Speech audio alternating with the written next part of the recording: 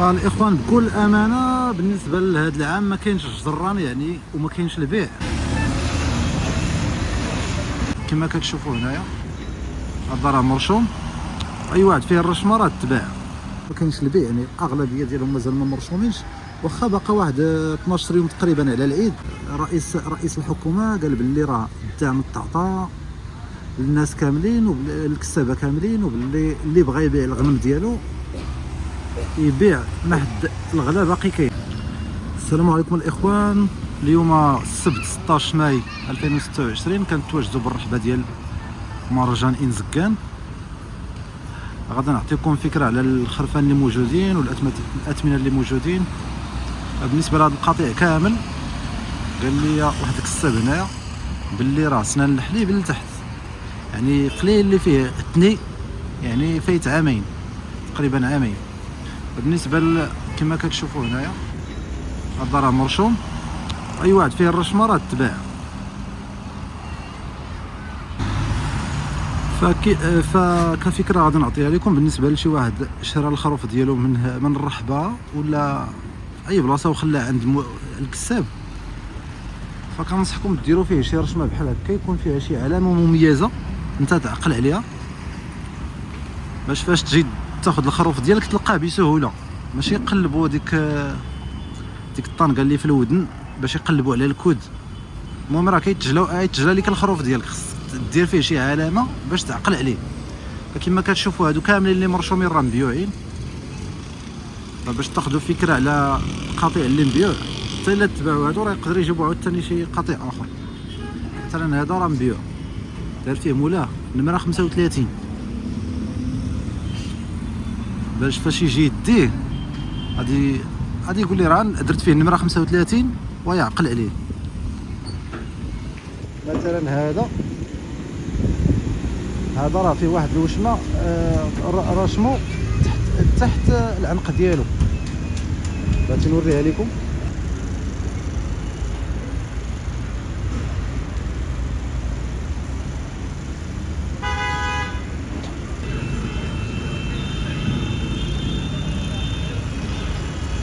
كما شفتوا هذا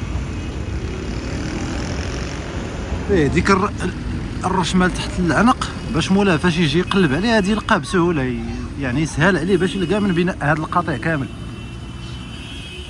وبالنسبه اللي غادي يخلي الخروف راه كيخلص عليه 100 درهم، كيخليه حتى نهار ولا يومين قبل العيد عاد كيجي كياخذو.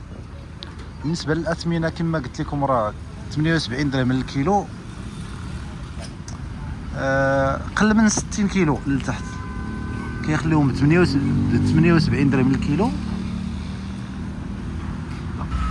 لا عفوا 60 كيلو للفوق ب 78 درهم للكيلو، و 60 كيلو لتحت ب 82 درهم للكيلو.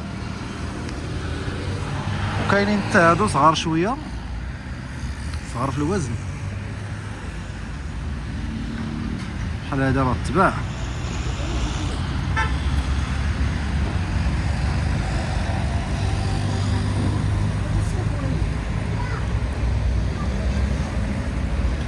هادو كاملين قل من 60 كيلو.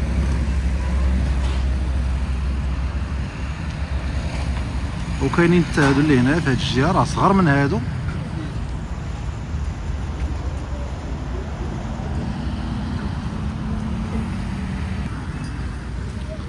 فكما كتشوفوا كاين الخير تبارك الله، موجود الخير هذا العام.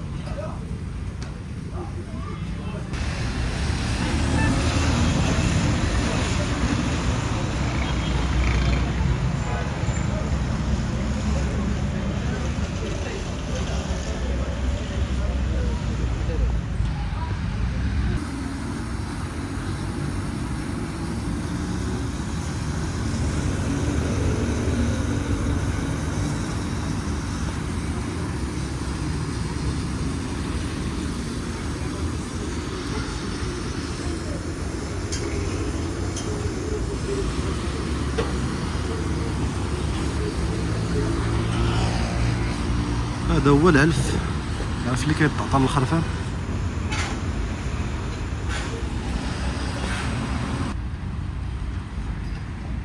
هذا هذا فيه شي حاجه تحت عنقو، وهذا حتى هو. بغيت نسولكم باللي هذا واش عيب دايزه به الضحيه ولا ما دايزاش به الضحيه؟ وهذا تحت العنق ديالو حتى هو منفوخ.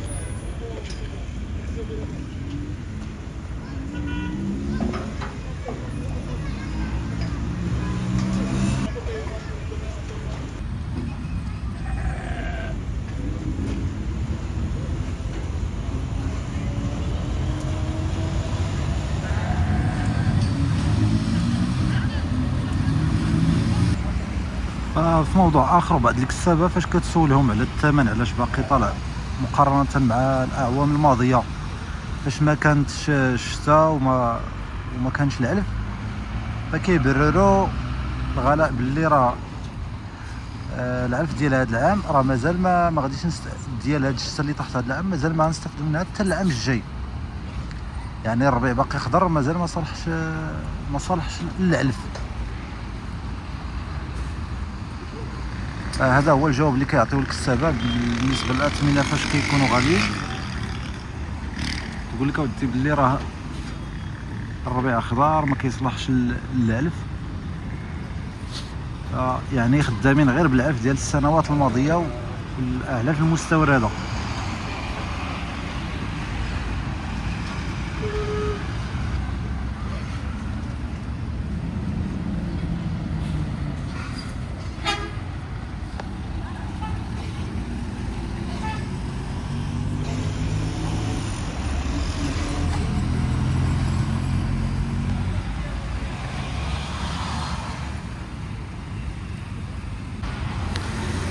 فالاخوان بكل امانه بالنسبه لهذا العام ما كاينش الجران يعني وما كاينش البيع، مقارنه بالسنوات الماضيه فكان البيع اكثر من هكا.